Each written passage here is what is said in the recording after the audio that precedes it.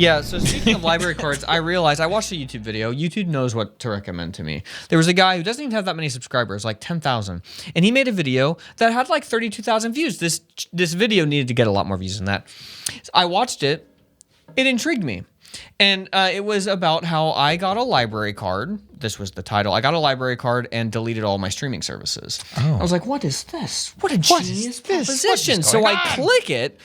And you know, because I don't want Netflix, but I have Netflix so I can learn French because I'm trying to learn French. And so I watch a lot of French TV shows and stuff and to practice that way. So anyways, I don't need Netflix anymore because when you get a library card, and this isn't necessarily in everybody's city or county, but I actually think it is in a lot of big cities that people, you know, if you live in a area that's a city, you should have access to this stuff. I think it's a plethora of like a conglomerate of libraries.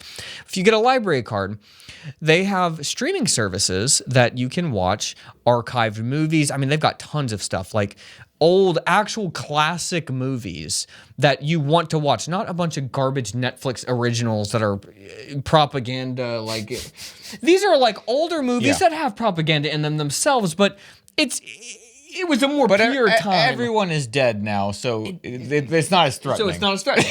Exactly. We can see through it more. But, you know, all jokes aside, but like actual movies that are good. You know what I'm talking about. Netflix originals. We all know what you're saying. It's mind-numbing. We all know what you're saying. And, I mean, it is...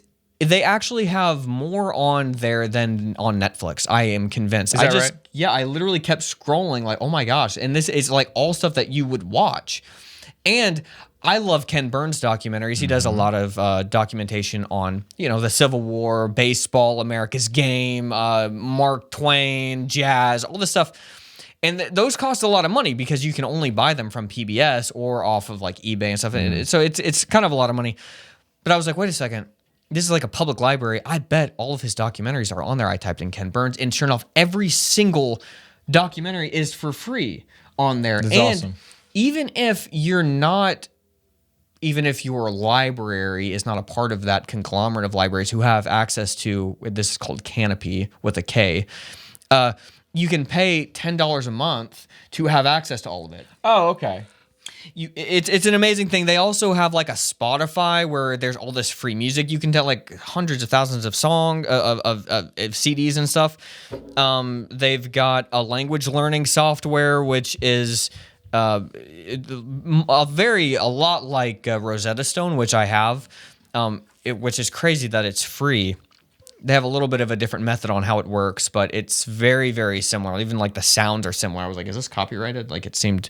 What else do they have? An audiobook streaming service as well, with tons of like Crime and Punishment. I mean, they even have like David McCullough's The Wright Brothers, which is a newer book, and you can even read like the text on Kindle, and it's free. That's so cool. Wow. So I mean, it's pretty wild. So I would definitely recommend going, and if you've been sleeping on the library card, go back. They've updated a lot of stuff, and it's actually pretty legitimately cool. I just got a library card again a few months ago, and I think I've lost it. I don't know. I'll have to go back and do the walk of shame. Yeah. Yeah. Be like, hey, my brother thinks you guys have gotten really, really strange lately. Yeah. But I need another new library card. Anyways, okay. Can I have a mask?